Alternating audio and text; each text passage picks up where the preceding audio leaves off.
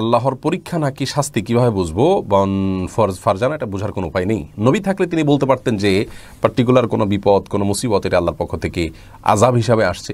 আমরা কিন্তু এটাকে আপনার ট্যাগ লাগাতে পারি না এটা আযাব, কারণ আমরা জানি না কোনটা আল্লাহ তাআলা পরীক্ষার জন্য দিচ্ছেন কোনটা আযাবের জন্য দিচ্ছেন। এই জন্য একজন মুসলিমের জীবনে কোনো বিপদ আসলে সেটি একাধারে পরীক্ষা হতে পারে, আল্লাহ তাআলা দেখতে চাচ্ছেন, আর সবগুলোই পরীক্ষা, এতে কোনো সন্দেহ নেই। কিন্তু আযাব কিনা, আমার কোনো অপরাধের শাস্তি কিনা, সেটা আমরা নিশ্চিত নই।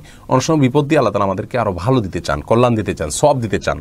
বিধায় কোনো বিপদ হলেই সেটাকে আযাব হিসাবে আমরা ট্যাগ লাগাতে পারি না। তবে হ্যাঁ, আযাব হিসাবে সেটাকে আমরা ট্রিট করে নিজেকে আমরা সংশোধনের পথে অগ্রসর হতে পারি, নিজেকে আমরা আত্মসংশোধন করতে পারি এবং নিজেকে বোঝাতে পারি যে আমার কোনো পাপের কারণে এটি হয়ে থাকতে পারে, তো তওবা করে ইস্তেগফার করে আল্লাহর দিকে অগ্রসর হওয়ার চেষ্টা করা উচিত। কিন্তু নির্দিষ্ট করে অন্য কেউ আরেকজনের বিপদ আপদ দেখে সেটাকে আযাব বলে ট্রিট করা বা আপনার ট্যাগ লাগানো এটা উচিত নয়। এটা নবীরা